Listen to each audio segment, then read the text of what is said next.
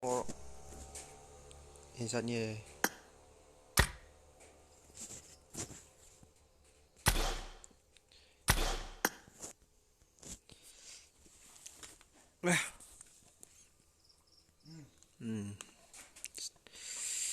Trần đồ nè.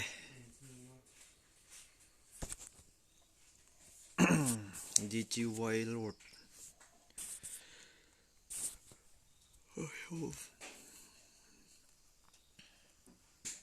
Anh lút trần mấy cả.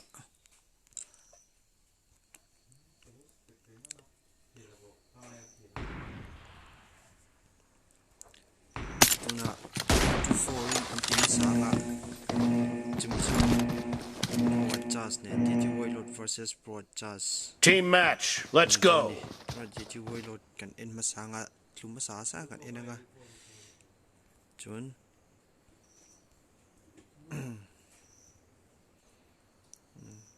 kill fit portrait tu ngai.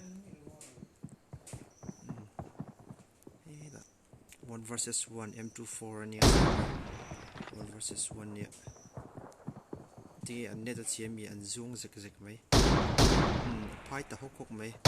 tu nge point hu sa don kan enang GTY Lord tuwa tuna pro adjust hi kan en vele tunga and perspective en vele potila the pro adjust perspective kan en meka heta hian ein vele ta thuk mai M24 ni rule si drop weapon ten loin tuna khan pro adjust in point ni mutowa tuna hian continue meka atluma sa atluhar ka en tuna ein vele ta thuk mai ne ta chian mai ngatinge server boyam ni phai ta hok mai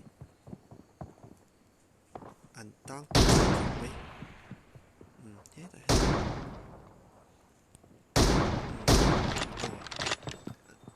spinach cặp luôn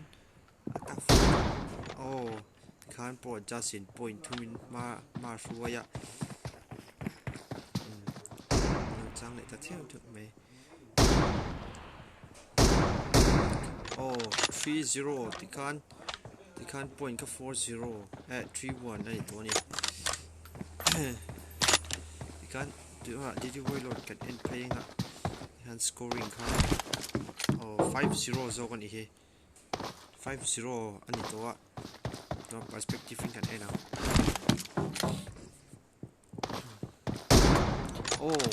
thì can't 6-0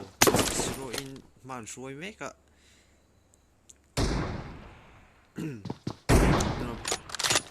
just perspective kan en vele nga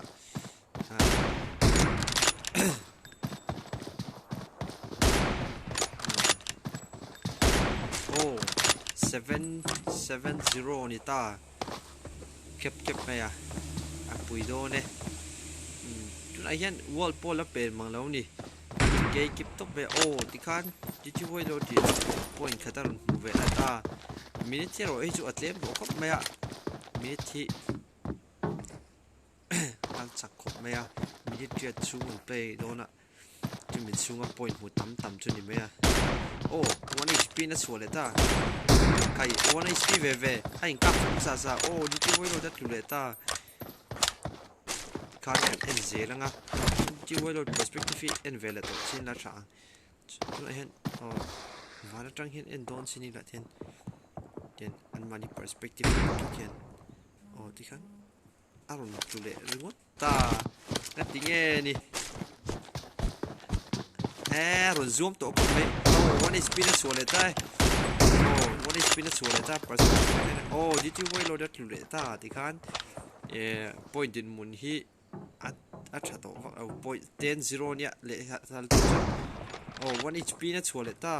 at lulo tuna khan awan mak ngatinge ama stadium po pel theina nge ahoi aroi to mai zoom mai 1 HP na suale ta le aka fu ma sa mai akai ti khan 12-1 นั่นนี่ตัวใครเวลาสปอร์ตเปลี่ยนไทยแล้วนี่ดูนะ perspective กันเอ็นเวลเลยทุ่งอ่ะโอ้กาเชล่าโอ้ดิคัน13-1นั่นนี่ตาเกมมันว่าหูดมตาเราเวเกมมันว่าจังตาเราเว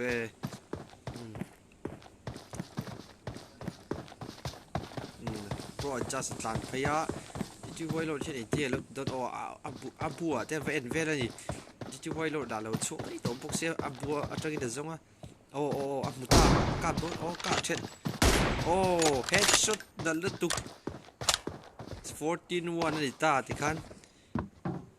ใครตันวิวเราจนมินิเล่มเตะเจ้านี่ตัวโอ้วันนี้สปีดชัวร์เลยตา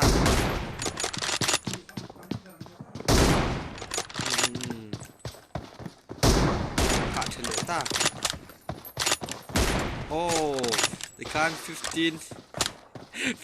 วันนี้มาโปรจัสนะช่วยไหมกะมินิเล่มเตะเจ้าของตัวโอ้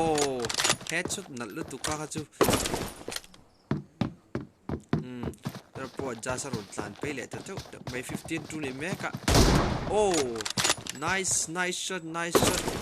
เอามาโมยกะจู315ดูไหนแต่มันตุ้มแม่กะโอ้อัดช็อตเทียมเลยตัวไม่M24จู one shot โอ้ one shot dead โมยตุก415นี่แม่กะทีเดียวมีจูหาร์ทีนะมันสร้างลำเรื่องให้เวลาตัวทุ่งให้โอ้ nice shot เพราะจ้าสว่าเลียนกุนตะมอลเวที่ไว้รถกันเอ็นเวลทุ่งวันนี้สปีดนั่นเนี่ยที่ไว้รถที่โอ้กันเอ็นนะโอ้ที่ไว้รถแต่รถอยู่เดียวไหมเพราะจ้าเซน16มาช่วยอัน point difference อัดต่ำเวียวันนี้ส่งประกันนี่ point difference ออกมาโอ้วันสร้างไล่การทุ่มโอ้ 1 HP โอ้ one shot dead ปุยละตุกโอ้ตัวเราเห็นกันเอาเราเก็บกิบเลยค่ะนะตัวเราบินเต้จะตัวตุงต้น second ทีน่ะอากาศปลุกเต้นนี่เราจันสักไงนะตัวเรา18-5ตัวไหนยันโอ้ใคร19-5ฟันนิต้างัดยังไง19-5โอ้25บอตันมีตูพี่อวารับทักแล้วจังเลยแต่เที่ยวไหมจัมช็อตเลยโดนจัมช็อตเลยโอ้ตัวนั้น perspective กันเอ็นแล้วโอ้ nice shot ตัวนั้นหาหน้าตูเวเลยพอจัสหุ่นเจ้าดอนโอ้ nice shot ตัวนั้น720เนี่ยอันนี้โอ้ nice shot อาว่าโมยเวที่ไว้รอจินอารุณตุ้มเดียวน่าจะมาเราจะปล่อยนะหูเราชัดไม่เพราะจัสin 21นี่มาช่วยโอ้หุ่นเจ้าดอนตั้มหุ่นเจ้าดอน second claim เตะเจ้าออกตัวโอ้ nice shot อันนี้นอร์จิแล้วนี่ตัวนะฮะจ๊ะอันนี้นอร์จิเชียงขบไหมคัน point ดินมุนที่921นั่นเนี่ยอันนี้กะเทียมเดียวแต่ไงอ่ะเทียงไงจะสไลด์ปรังให้จะสไลด์มันเทียงไงอ่ะสไลด์มันเทียงจนเฮดช็อตไรนะเห็นสิได้กันเต็มล่างพูดถึงบอกเสียโอ้ nice shot head shot but a head shot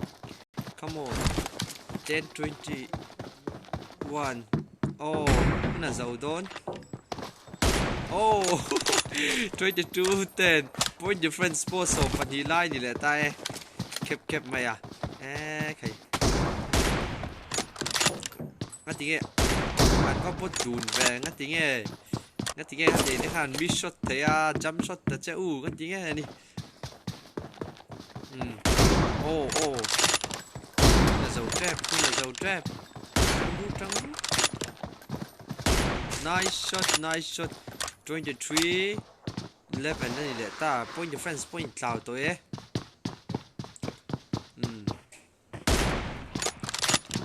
run ngam to bian khop mai a push char oh 1 HP what the fuck